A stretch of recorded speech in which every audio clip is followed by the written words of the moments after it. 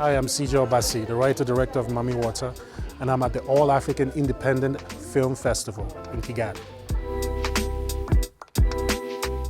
Mami Wata is a really cool black and white fantasy film.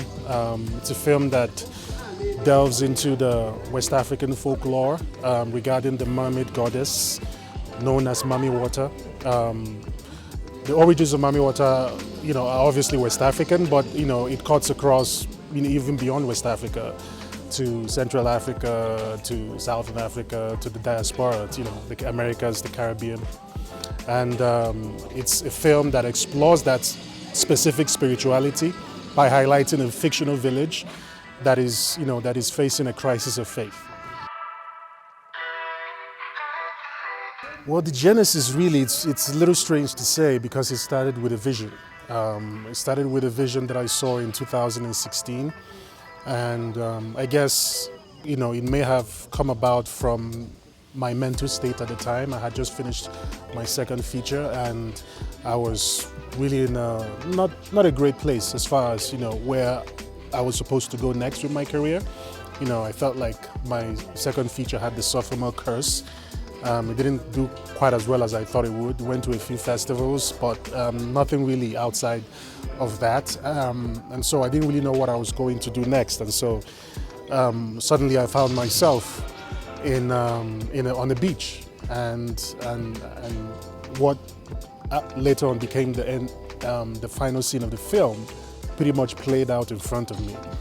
But I realized quickly on that even though I knew I was supposed to make a film about Mami Wata, at the same time, it wasn't going to be a film about Mami Wata in a sense that it would have to be about the young woman that I saw in the vision, and where she comes from, who her sister is, who her mother is, who her people are.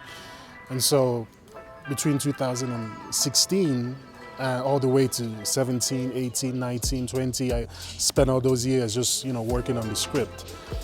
And I think a lot of it opened up to me as far as knowing what the story would be when I realized it was more about, in a way, myself, and exploring the things that I love about film and the things that got me into film as a child, watching films on our black and white TV, being told stories about the mermaid goddess from my mother, my sisters, and, just trying to capture that feeling of cinema, of longing, of identity, and having a film, just one film that sort of encapsulates all of these ideas. How much time do you have? Okay, the biggest one I would say would be what happened when we arrived to the location. And we shot the film in Benin Republic. And so when we arrived to the location, we had already finalized the deal with the company that was supposed to be our equipment partner. So, as an equipment partner, your investment in the film is the equipment. And so the money, the cash that we had was already allocated for something else. But, this guy, basically ghosted us while we were already on set, everybody was there, all the actors, the crew, I'm talking like 80 plus people on set. And this guy ghosted us, and so we had to, take out money from that wasn't meant for equipment to start looking for equipment, and that we had to spend weeks looking for equipment because for some reason nobody would. I know the reason, but I don't want to go into that now. But for some reason, a lot of rental facilities in Nigeria, in Lagos specifically, wouldn't loan us any equipment until eventually we found equipment. But that was, weeks wasted. Budgets burned through, and so that was a huge struggle because when we eventually started rolling camera, incidentally on January 1st, 2021, and it was we had to go, and a lot of the time we thought we had, we realized we didn't have that time anymore, and so that was an immense sort of pressure. And on the day 5, I passed out. So it was a lot. We spent 24 days to shoot. We were supposed to spend 6 weeks, but because of the issue I highlighted, we ended up spending 24 days. So imagine how much we had to reinvent, so to speak. Yeah, I mean, I knew quickly on, I think even when I had started the first draft, I knew the facial paintings were going to be a crucial part. I knew the facial paintings were going to be a crucial part of the film, but I wanted it to be unique. I wanted it to tell a story.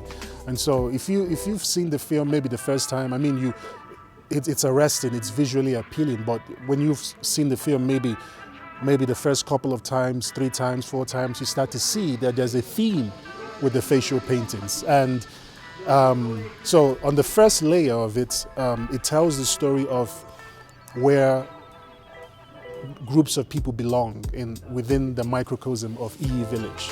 So the young women have a unique facial painting, the young men have a unique facial painting, the children have, the older people. So you start to see that there's a sort of dialogue going on with the facial painting. And of course, Mami Wata has a very specific painting to her as the intermediary of the goddess and the people. So does Priska and Zinwe as her daughters, and the people, the cult of Mami Wata, the women who are part of the shrine. So there's a story there. And then on the other part, I wanted, because I knew, I mean, we call it a fantasy film, but I quickly sort of realized that I didn't want to make like like people flying and, fairy dust, in the air and all of that. I knew it wasn't going to be that sort of fantasy film. But I also wanted it to have that element of fantasy and that element of mysticism seeped into it. And facial paintings aesthetically worked in that sense, but also there's something else going on there. If you notice, within the storytelling, the facial paintings are used to connect the people of EE to something more divine. It's very subtle, but it's there. So for example, when Zinwe runs away from the village, it magically disappears from her face. It's very subtle, but if you pay attention, you realize this. And obviously when Priska and Zinwe are away from EE, it disappears. And then when they arrive, it just magically appears again. So it's just an extra layer, I would say. And also just for the aesthetics of the film, which we had a very specific kind of photography with the black and white, it really worked well, as far as like creating a luminescent sort of texture to, the overall look. No, we had a makeup artist. We had a fantastic makeup team. I mean, we had a fantastic team, I would say, in every sense. I mean, the makeup artist, Precious Campbell, it was her first film. It was her first film, but we just believed in her. She came in with a very, very intense passion for the film, and she was so open about the how to push, like I gave her the vision, but she was, able to take that vision and run with it. And she had a fantastic team of, makeup artists as well. And it wasn't enough because they had maybe like 4 or 5 people in their team. And a lot of times they had to, do that for, a lot of, the village scenes and all of that. It was a lot. And it had, because it's so specific, you spend a lot of hours doing just one, so especially with Mami Wata's makeup, which is like, it had to be right. And also because she's like, director, is there a lot of close-ups? Yeah, there is, I'm sorry. And so because she couldn't cheat her way out of it because of so many close-ups. So yeah, kudos to her, she's won several awards, for the film in the makeup category, as well as the photography as well. Oh yeah, it was a dream come true. I've always, for the longest time, even before I left my day job to go and make movies, I always dreamed of Sundance. So when I embarked on the journey of Mami Wata, the dream was always Sundance. It wasn't even Cannes. Cannes is a dream now, but then it was Sundance. Sundance was like my whole being. I used to dream of it, and even when I had my day job, I used to I used to work in ICT. I studied computer science. So in the server room, I would literally stream like videos of filmmakers, you know, from PTA to Tarantino, Rodriguez, you know, all these guys arrive in Park City, you know, in their coats in the snow, and I'm like, you know, I want to be here. And so, yeah, I mean, it was always dream, and it was crazy, and being in Sundance changed my life completely, as it normally does for most people who make it there.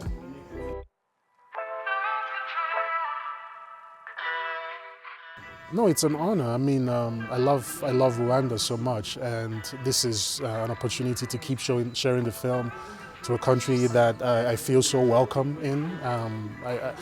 I've lived in, I lived in Nigeria most of my life, and then I lived in Benin Republic, and it was really fantastic place to live while we were making Mami Wata. And now Rwanda feels like another home as well. So, you know, I consider myself an African filmmaker, and so to be able to travel and to live in African countries and still make films that are globally received, for me, it's a blessing.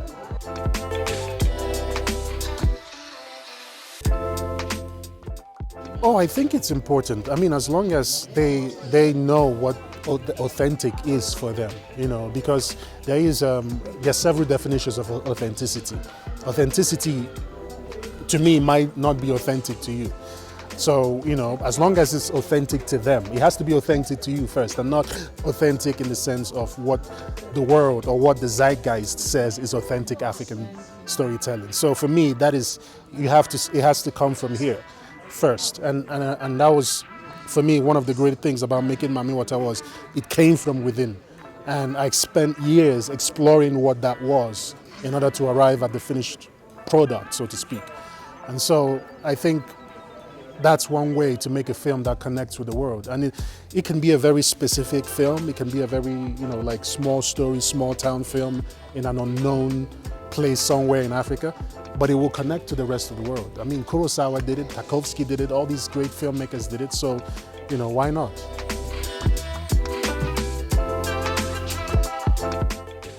They need to be true to themselves and to what they feel, you know, and just be stubborn about it, you know, like being a filmmaker is hard, and even more so nowadays. I think, you know, the generation before us, they had it way easier. Not easy, but easier than we do now. And anybody making films now has it way more difficult, simply because film doesn't have as much special a place in the culture as it did, you know, maybe 10, 20, 30 years ago. And so in order to really make a mark, you have to really be special. Now it's easier to make films, but it's much harder to stand out. And so it calls for a lot of introspection and a lot of deep dive into oneself to really ask yourself, why do I want to make films? And why, and what do I want to say? In the midst of, you know, zeros and ones of content, how do you stand out in the midst of all of that?